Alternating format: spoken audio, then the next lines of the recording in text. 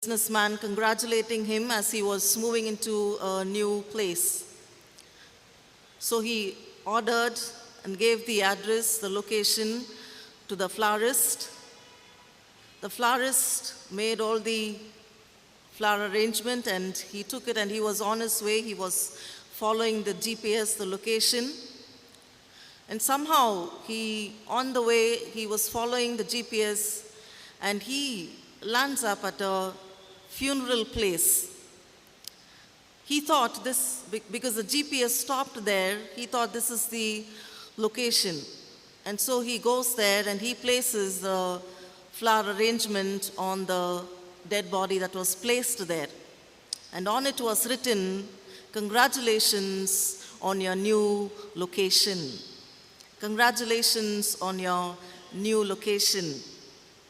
The modern GPS that all of us follow, I'm sure most of us or all of us would have had different experiences, sometimes leading us everywhere but to our destination. Sometimes leading us to the dead end, we do not know which way to take. This evening, even as we are meditating on Jesus, the way, the truth, and the life. This is one of the I'm sayings that we see in the Gospel of John, the fourth Gospel. And it is appearing in the 14th chapter of the fourth Gospel, that is John. Chapter 14, verse 6. This particular saying, "I am the way, the truth, and life," and following that, Jesus' word says, "No one comes to the Father but through me." Very important words recorded in the fourth Gospel as uttered by Lord Jesus Christ. And the Bible scholars very clearly point out that this is a very central text. It is a central text of an important unit that starts from chapter 13 and ends at chapter 17. The unit comprises of three parts. Chapter 13, which is the first part of the unit. The second part begins at chapter 14.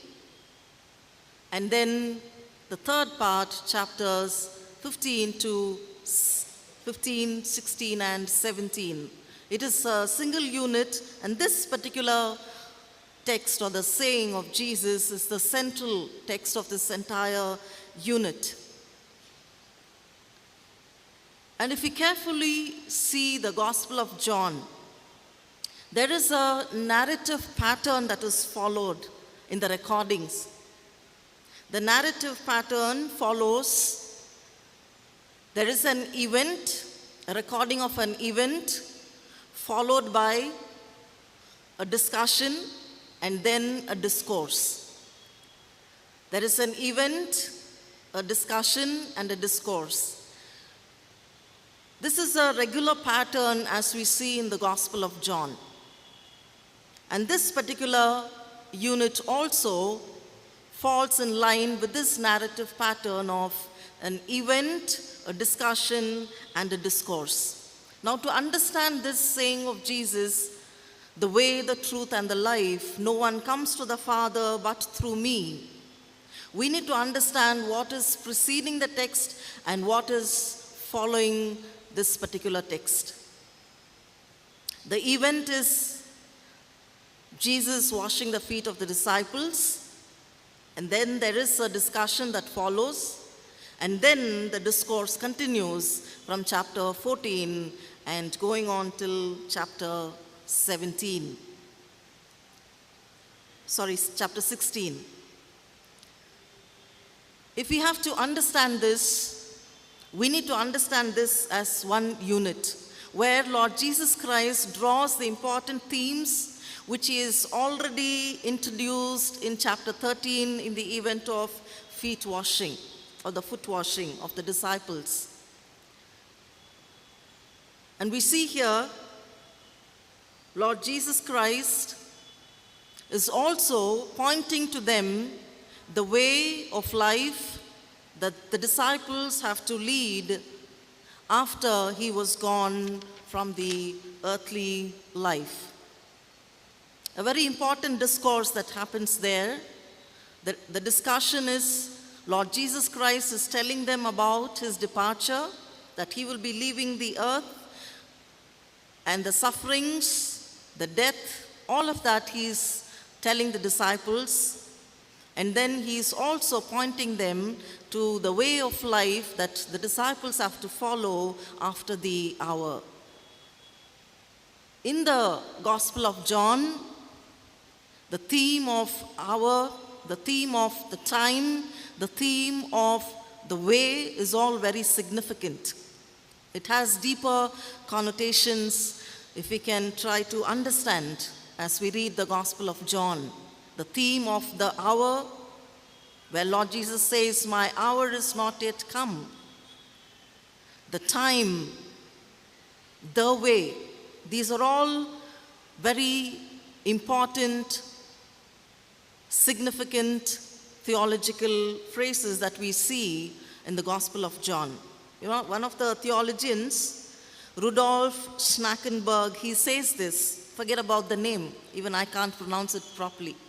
But the crux of his saying is, he says, this very saying of Lord Jesus Christ, that is, "I am the way, the truth, and life, and no one comes to the Father but through me," it is the high point of Johannine theology.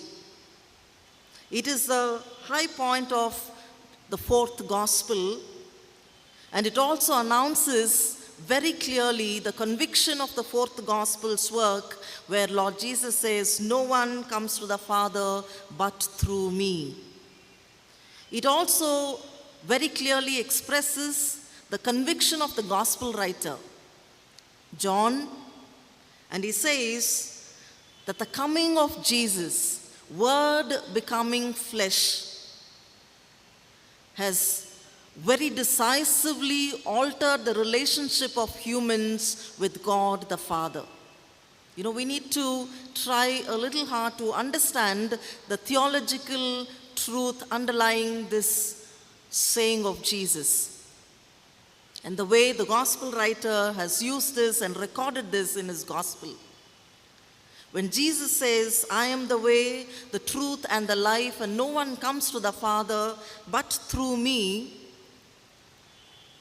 and the reason for the gospel writer recording this is, he brings out the truth that the coming of Jesus has significantly, very decisively altered the relationship of humans with God. And he also goes on to say that it affirms Jesus as the tangible presence of God on earth.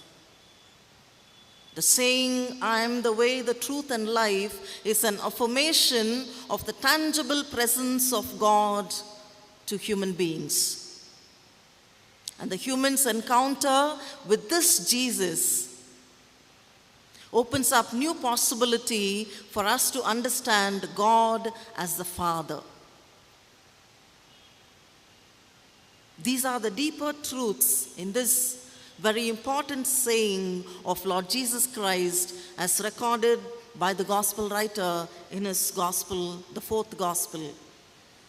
"No one comes to the Father but through me. I am the way, the truth, and the life."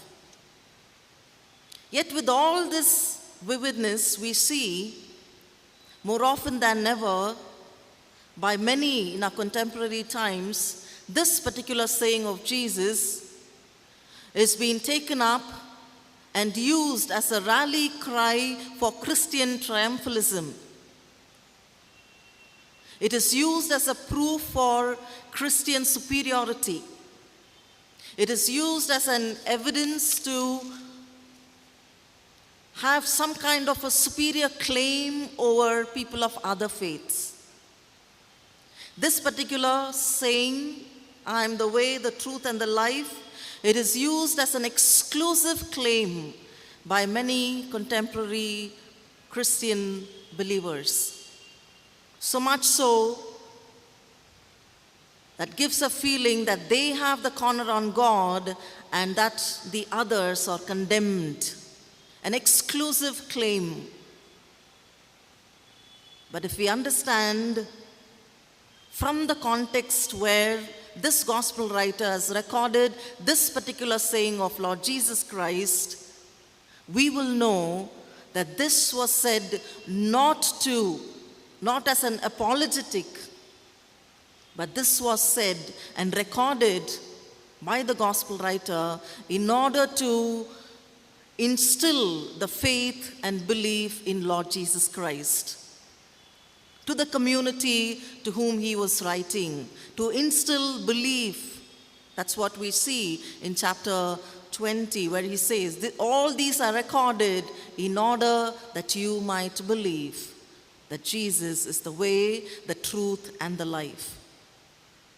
Contemporary readers need to develop the habit and practice of theological imagination. We need to put ourselves in the shoes of the author and try to understand the context and the purpose for which these were recorded by the particular writer. Understand the context then, the purpose, the meaning, the underlying truth for which it was written. Making that effort, this particular saying will help us to understand that Jesus' claim as no one comes to the Father but through me, I am the way, the truth, and the life. It is a joyous affirmation of a faith community. As recorded in the fourth gospel, it is a joyous affirmation of a community that believes that God is available for them. God in Jesus Christ is available for human beings. It is a joyous affirmation. We need to hear this joy as we read the recording of this particular saying, the way, the truth, and the life. It is a joyous affirmation. Unlike the claims of the major religions of the 20th century, this particular affirmation has been expressed by people who believed, who understood the truth, knowing very well, accepting this truth comes with a cost. It comes with a price. And yet, they believed because they understood, believing this truth is life, and this life gives light. And this light is the way, and this way is Jesus, the way. They understood this very clearly. And this was the purpose of the gospel writer recording this particular saying of Jesus Christ. It is a very joyous affirmation of this faith community who could believe that Jesus is the way, the truth, and life, knowing, understanding completely that this acceptance of the truth comes with a cost and a price that they have to pay. Hence, to use this phrase in a battle against other faiths would mean we are distorting the theological claims of the fourth gospel. Contemporary readers, we need to be cautious when we use the text of the Bible. We cannot remove them out of the context and use it for our own benefit as against the others. We need to be careful every text that we use, because the gospel writers, the authors of the books of the Bible, they have a particular purpose for which they write. They have a context and a setting in which they write. And that is what we see here, this particular saying of Jesus Christ as the way, the truth, and life. It was not for apologetic purpose. It was for a teaching purpose to instill the faith and belief, and it was also a faith affirmation, an affirmation of joy, a celebration of this affirmation. That was the purpose that we see here. all of the recordings of the Gospels, there is a purpose, there is a polemic purpose, which means to refute the false teaching. There is a didactic purpose, which means to teach the readers about a particular truth. There is a liturgical purpose for which these are recorded, which means that these to be used in the context of worship. If you see John chapter 1, verses 1 to 14, it is used in the context of worship. It is sung, it is a hymn of Christology, which is sung in the context of worship. So we see how the gospel writers have a particular purpose in writing all what they have recorded. And in that context, this particular saying of Jesus was written and recorded, and this is an affirmation, a joyous affirmation of a faith community who understood, and they were rejoicing because they knew that God was available through Jesus Christ, though it came with a price and a cost. And this theological claim of the fourth gospel, it expresses a very distinct identity for believers. It gives a very distinct identity for believers, and in understanding and shaping ourselves according to this distinct identity, we can take our place as we converse with people of other faiths. It is not otherwise. It is only being shaped as people who have a distinct identity based on this affirmation. I have accepted this Jesus. He is the way, the truth, and the life for me. My lifestyle is patterned after this affirmation. My life has been shaped after this affirmation. Hence, with conviction, I can converse with people of other faith and not as an apologetic. My life should speak the gospel because I, being a disciple of Jesus, has patterned my life according to the way which Jesus has shown. And that is what Lord Jesus Christ also impressed upon the disciples, as we see here. The setting of this saying is also very important. Where Jesus meeting with the disciples, as I've already mentioned, the setting is of the foot washing. Jesus does not hesitate. The kurios, Lord, becomes the doulos, the slave. In the Jewish community, the custom was the slave would wash the feet of the guests who come in. We see here Jesus taking up and playing that role with all humility. When he was stopped, he admonishes, he rebukes Peter. And after this event, the discussion begins. Thomas says, Lord, we do not know where you're going. Please tell us. And Jesus is also talking about the betrayal. He's also talking about the denial. And Peter, as impulsive as he is, immediately he says, Lord, even if it means that I have to give my life, I am willing to do so. And Jesus warns him, saying that you will be the one who will deny me. He's talking about the betrayal, that one of the 12 is going to betray me. He's talking about his departure. The disciples' hearts were troubled. One after the other, the questions are coming to Jesus. Lord, please tell us where you are going. They are still ignorant of the way. Jesus says, I'm going to the Father. And again the disciple asked Jesus, show us the way that we would follow you. Jesus says, I am the way to the Father. He says, I'm going to the Father. I am the way. He speaks the words of the Father. He works the works of the Father.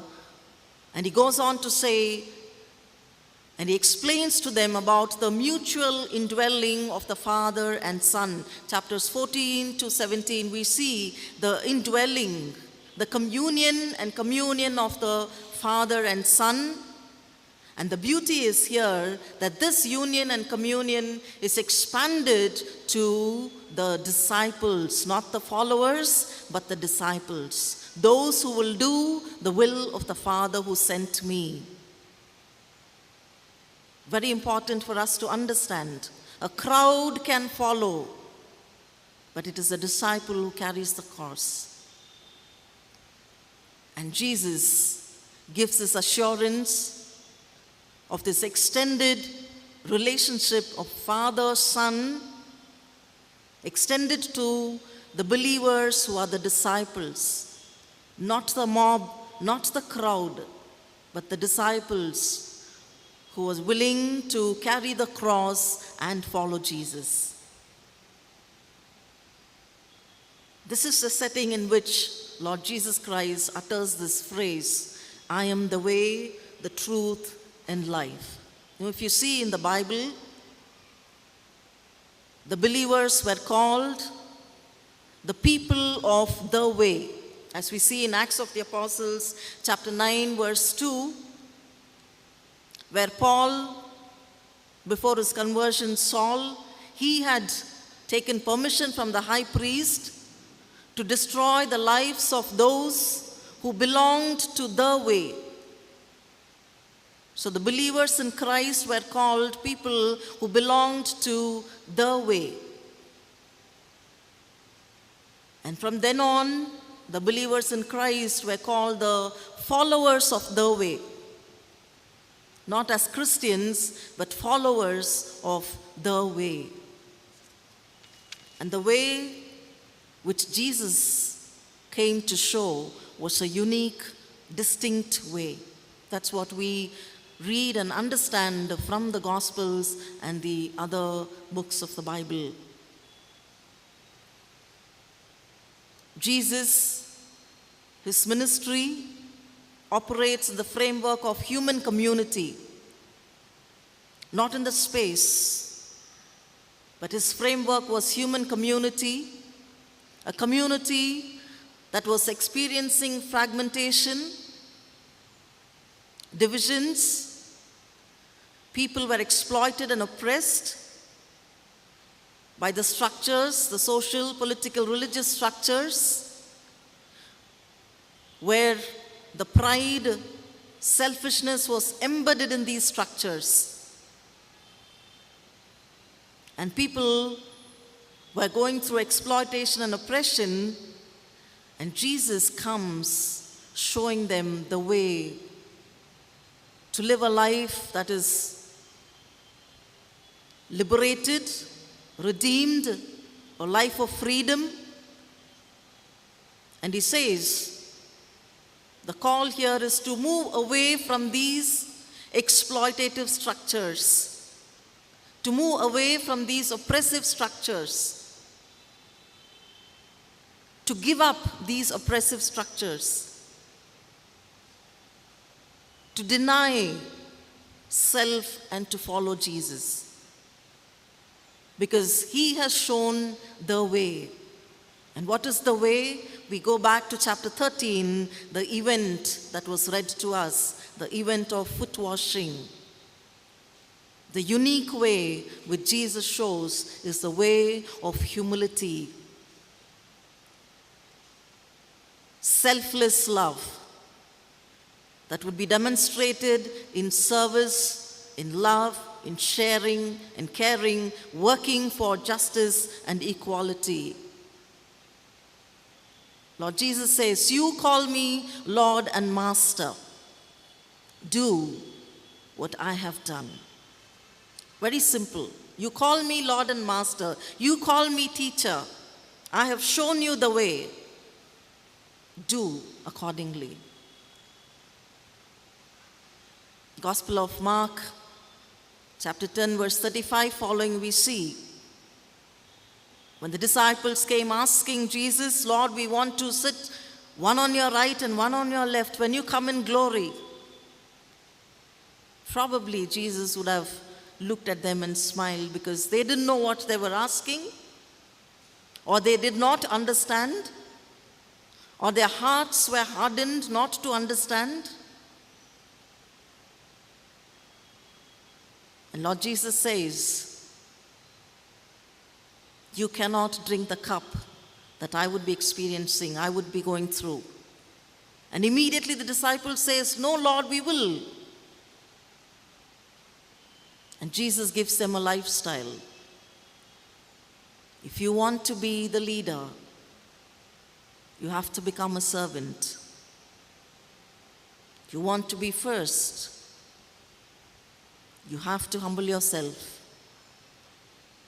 Because the rulers of the world, they lord it over them. May it not be so among you. There has to be a distinctiveness in your lifestyle. I have shown you the way. You have to be followers of the way. I am the way, the truth, and life. Lord Jesus, who came full of grace and truth, came to give life, came to dispel darkness, came as a great light, dispelling the darkness, and showed the way of humility. He came proclaiming the gospel of the kingdom of God. Believe, repent, believe in the gospel. That was his cry as he was ushering in the kingdom of God. He said, the kingdom of God is at hand. Repent and believe. Now, one of the theologian, George Soros Prabhu, he says, explaining about the kingdom of God, he says this: when there is the right acceptance for this revelation of God's love, which is the kingdom of God, when there is the appropriate acceptance through repentance, then there is a movement of liberation. This movement will free people. It is not only individual, but it is communal.